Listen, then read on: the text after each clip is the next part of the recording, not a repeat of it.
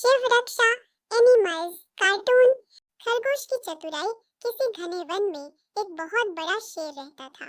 वह रोज शिकार पर निकलता और एक ही नहीं, दो नहीं, कई कई जानवरों का काम तमाम देता। जंगल के जानवर डरने लगे कि अगर शेर इसी तरह शिकार करता रहा तो एक दिन ऐसा आएगा कि जंगल में कोई भी जानवर नहीं बचेगा।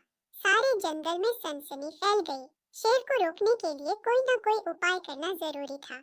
एक दिन जंगल के सारे जानवर इकट्ठा हुए और इस प्रश्न पर विचार करने लगे। अंत में उन्होंने तय किया कि वे सब शेर के पास जाकर उनसे इस बारे में बात करें। दूसरे दिन जानवरों के एक दल शेर के पास पहुंचा। उनके अपनी ओर आते देख शेर घबरा गया और उसने गरज कर पूछा, क्या बात है, तुम सब यहाँ क्यों आ रहे हो? जानवर दल के नेता ने कहा, महाराज, हम आपके पास निवेदन करने आए हैं। आप राजा हैं और हम आपकी प्रजा। जब आप शिकार करने निकलते हैं तो बहुत जानवर मार डालते हैं। आप सबको खा भी नहीं पाते। इस तरह से हमारी संख्या कम होती जा रही है। अगर ऐसा ही होता रहा तो कुछ ही दिनों में जंगल में आपके सिवाय और कोई भी नहीं बचेगा। प्रजा के बिना राजा भी कैसे रह सकता है? यदि हम सभी मर जाएंगे तो आप भी राजा नहीं रहेंगे। हम चाहते हैं कि आप सदा हमारे राजा बने रहें। आपसे हमारी विनती है कि आप अपने घर पर ही रहा करें। हर रोज स्वयं आपके खाने के लिए एक जानवर भेज दिया करेंगे। इस तरह से राजा और प्रजा दोनों ही चैन से रह सकेंगे। शेर को लगा कि जानवरों की बात में सच्चाई है। उसने पल भर सोचा, फिर बोला, अच्छी बात नहीं है, मैं तुम्हारे सुझाव को मान लेता हूँ, लेकिन याद रखना, अगर किसी भी दिन तुमने मेरे खाने के लिए पूरा भोजन नहीं भेजा तो मैं जितने जानवर चाहूंगा मार डालूंगा। जानवरों के पास तो और कोई चारा। उन्होंने शेर की शर्त मान ली और अपने अपने घर चले गए। उस दिन से हर रोज शेर के खाने के लिए एक जानवर भेजा जाने लगा। इसके लिए जंगल में रहने वाले सब जानवरों में से एक एक जानवर बारी बारी से चुना जाता था। कुछ दिन बाद खरगोशों की बारी भी आ गई। शेर के भोजन के लिए एक नन्हे से खरगोश को चुना गया। वह खरगोश जितना छोटा था उतना ही चतुर भी था। उसने सोचा, बेकार में शेर के हाथों मरना मूर्खता है। अपनी जान बचाने का कोई न कोई उपाय अवश्य करना चाहिए और हो सके तो कोई ऐसी तरकीब ढूंढनी चाहिए जिससे सभी को इस मुसीबत से सदा के लिए छुटकारा मिल जाए। आखिर उसने एक तरकीब सोच ही निकाली। खरगोश धीरे धीरे आराम से शेर के घर की ओर चल पड़ा। जब वह शेर के पास पहुंचा तो बहुत देर हो चुकी थी। भूख के मारे शेर का बुरा हाल हो रहा था। जब उसने सिर्फ एक छोटे से खरगोश को अपनी ओर आते देखा तो गुस्से से बौखला उठा और गरज कर बोला, किसने तुम्हें भेजा है? एक तो पिद्दी जैसे हो, दूसरे इतनी देर से आ रही हो। जिन बेवकूफों ने तुम्हें भेजा है मैं उन सबको ठीक करूंगा। एक एक का काम तमाम न किया तो मेरा नाम भी शेर नहीं, नन्हे खरगोश। आदर से जमीन तक झुककर, महाराज, अगर आप कृपा करके मेरी बात सुन ले तो मुझे या और जानवरों को दोष नहीं देंगे। वे तो जानते थे कि एक छोटा सा खरगोश आपके भोजन के लिए पूरा नहीं पड़ेगा, इसलिए उन्होंने 6 खरगोश भेजे थे। लेकिन रास्ते में हमें एक और शेर मिल गए। उसने 5 खरगोशों को मारकर खा लिए। यह सुनते ही शेर दहाड़ कर बोला, क्या कहा? दूसरा शेर? कौन है वह? तुमने उसे कहाँ देखा? महाराज, वह तो बहुत ही बड़ा शेर है। खरगोश ने कहा, वह जमीन के अंदर बनी एक बड़ी गुफा में से निकला था।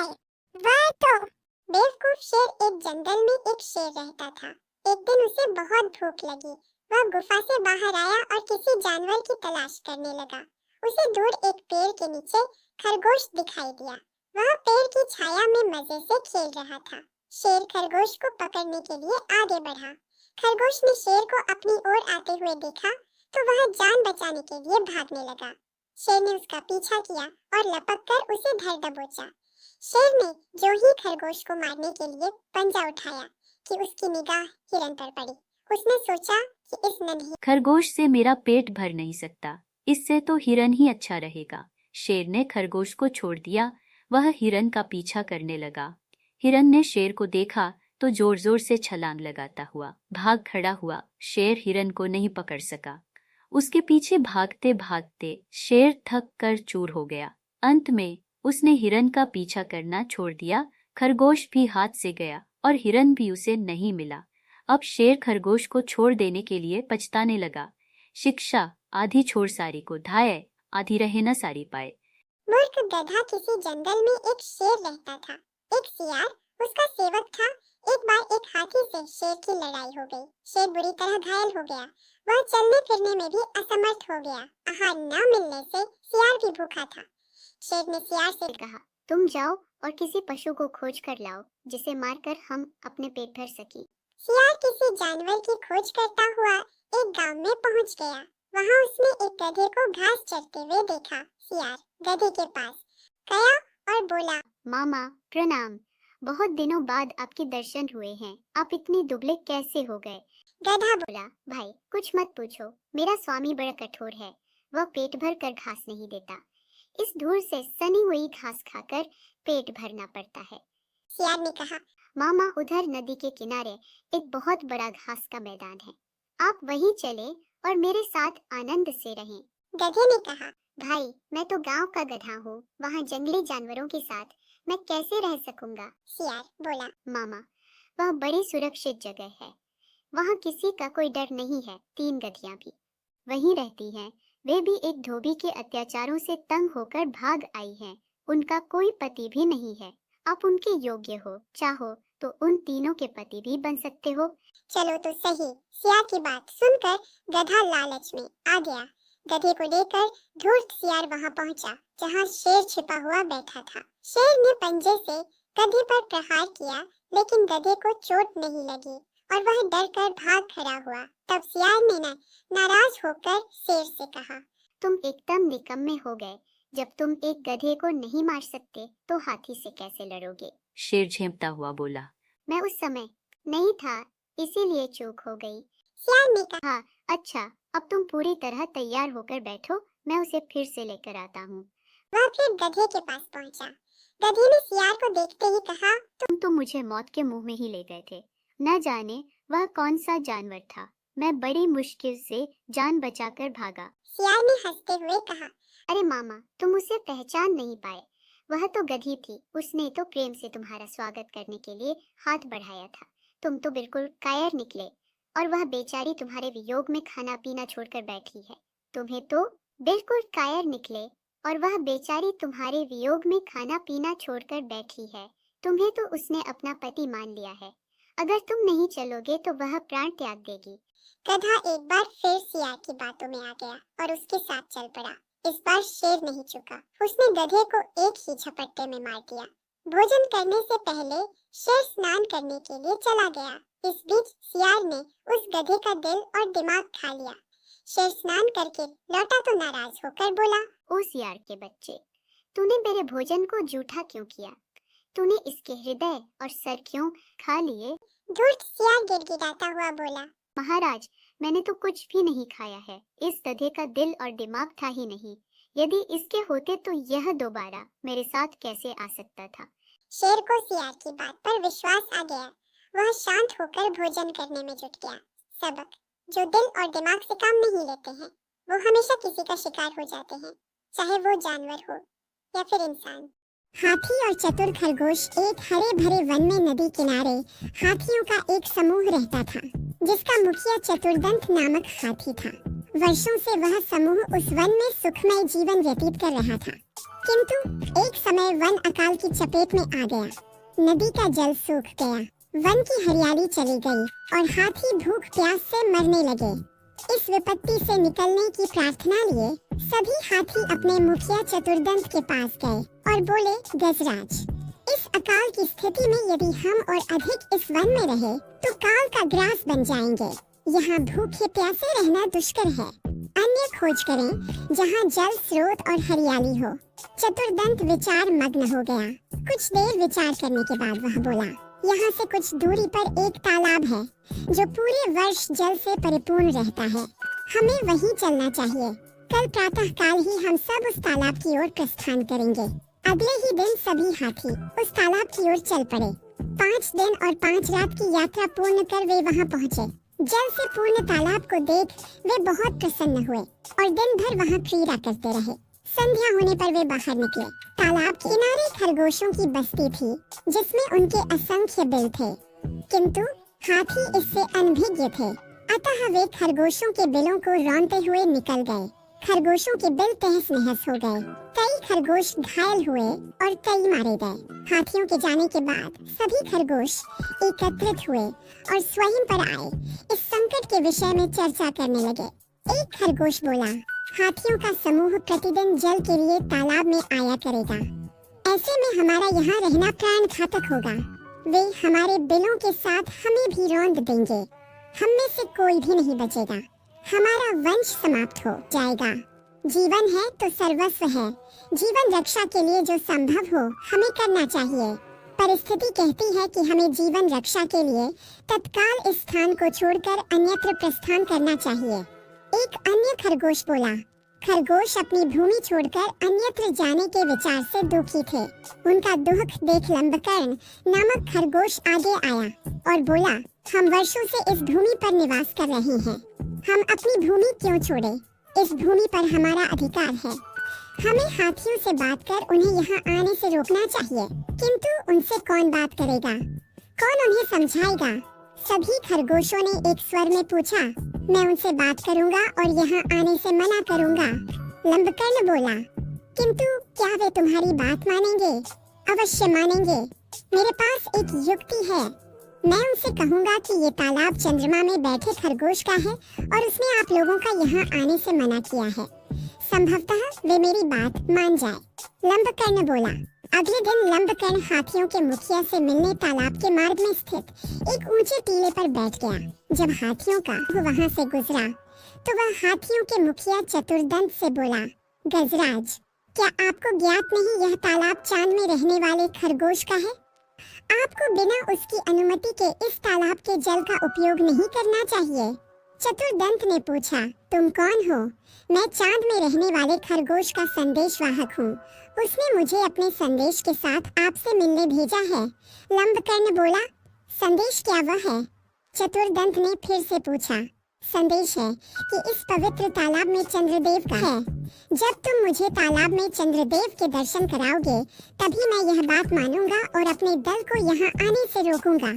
चलो मेरे साथ और स्वयं देख लो। कहकर लंबकर्ण चतुर्दंत को तालाब के किनारे ले गया। उस समय तालाब में चांद की छाया पड़ रही थी। लंबकर्ण चतुर्दंत को वह छाया दिखाते हुए बोला, गजराज, देखो तालाब में चांद का वास है। अब तो मेरी बात मान लो। चांद की छाया को चंद्रदेव समझकर चतुर्दंत ने उसे प्रणाम किया और वहां से लौट गया। उसके बाद उस तालाब में हाथियों का समूह कभी नहीं आया। सीख, बुद्धिमानी से किसी भी समस्या का समाधान किया जा सकता है। आलसी गधा। एक व्यापारी के पास एक गधा था। वह गधे पर बाजार से माल ढोकर लाता था। एक दिन व्यापारी ने नमक के बड़े बड़े बोरे गधे की पीठ पर लादे। इतने भारी बोझ से गधे का दम निकला जा रहा था। अचानक रास्ते में नदी के किनारे उसका पैर फिसला और वह नदी में जा गिरा। किसी तरह संभल कर वह उठा तो हैरान था क्योंकि उसकी पीठ पर लदा भार अचानक हल्का हो गया था। दरअसल नमक पानी में घुल गया था। अगले दिन फिर व्यापारी ने गधे की पीठ पर नमक के भारी बोरे लादे। गधा जब नदी पर पहुंचा तो जानबूझकर फिसलकर पानी में जा गिरा। उसकी पीठ का भार फिर कम हो गया। गधे के मालिक ने देख लिया था कि आज गधा जानबूझकर फिसला है, इसलिए उसने गधे को सबक सिखाने की सोची। अगले दिन उसने गधे की पीठ पर रुई के बोरे लादे। नदी पर आकर गधा जैसे ही फिसलकर नदी में गया तो रुई ने गुलाब का घमंड। वसंत ऋतु में जंगल के बीचों बीच लगा गुलाब रोज का पौधा अपने फूलों की सुंदरता पर इठला रहा था। पास ही लगे चीड़ पाइन के कुछ पेड़ आपस में बातें कर रहे थे। एक चीड़ के पेड़ ने गुलाब को देखकर कहा, गुलाब के फूल कितने सुंदर होते हैं। मुझे मलाल है कि मैं इसके जैसा सुंदर नहीं हूँ। मित्र, उदास होने की आवश्यकता नहीं है। हर किसी के पास सब कुछ तो नहीं हो सकता। दूसरे चीड़ के उसकी इस बात का उत्तर दिया। गुलाब ने उनकी बातें सुन ली और उसे अपनी सुंदरता पर और गुमान हो गया। वह बोला, इस जंगल में सबसे सुंदर मैं ही हूँ।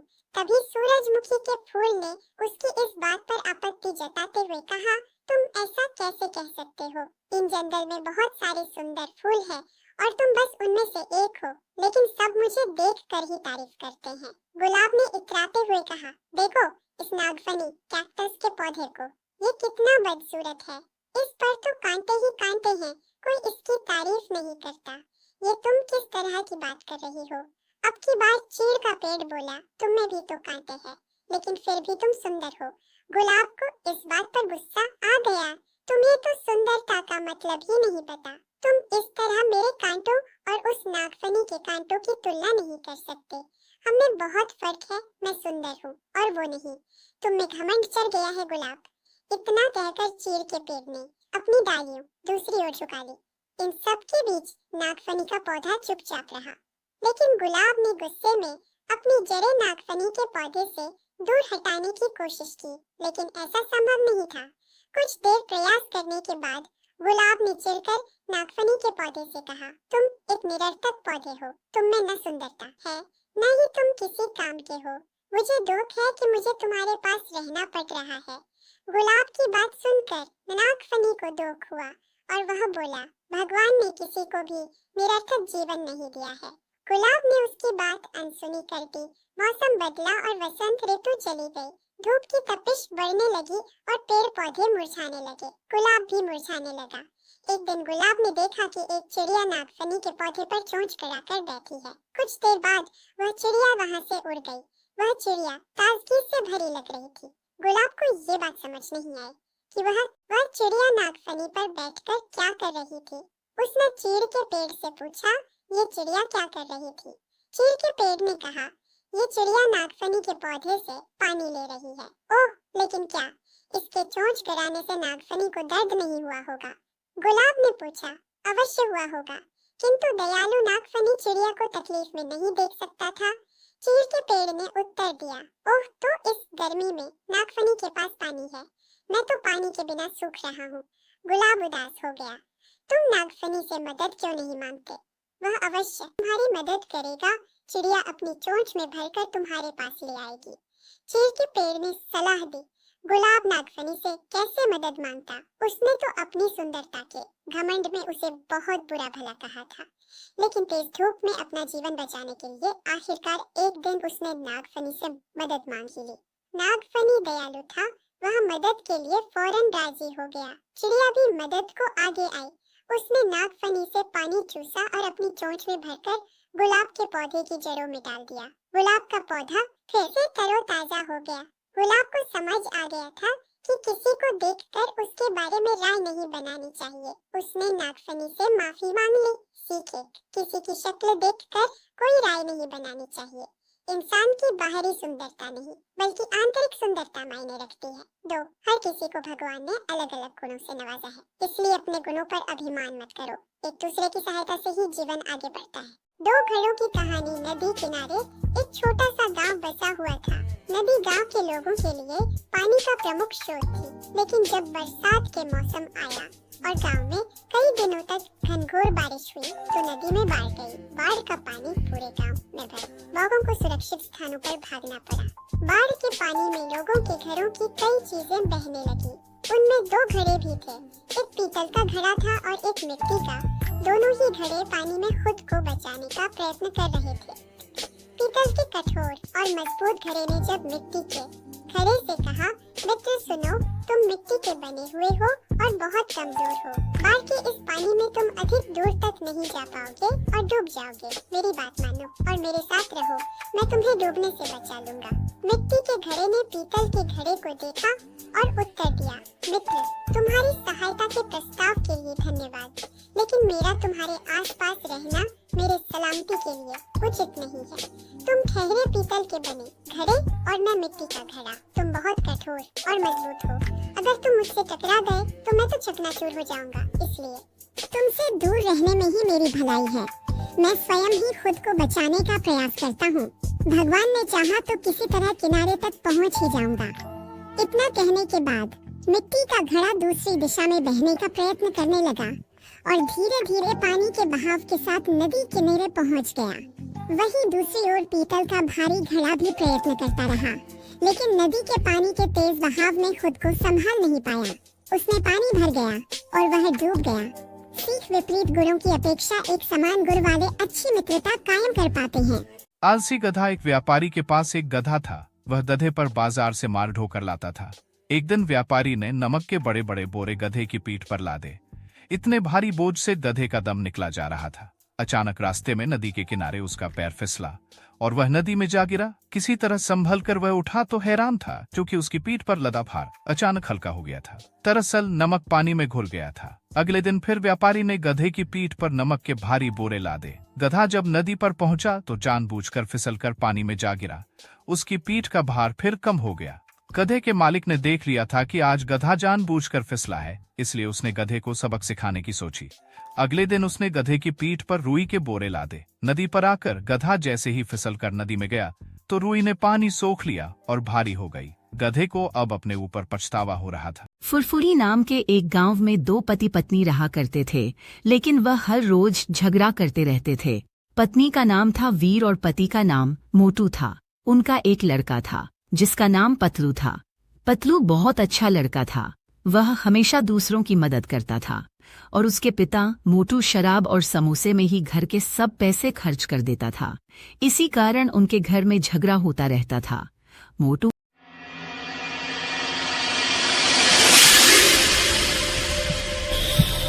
हीरापुर गांव में एक स्कूल था। उस स्कूल में 2 स्टूडेंट पढ़ाई करते थे। उनमें से एक का नाम मैक और दूसरे का नाम सोन था। वह कंप्यूटर कोर्स की तैयारी कर रहे थे। वह जल्द ही आर्मी में ज्वाइन होने के लिए जाने वाले थे।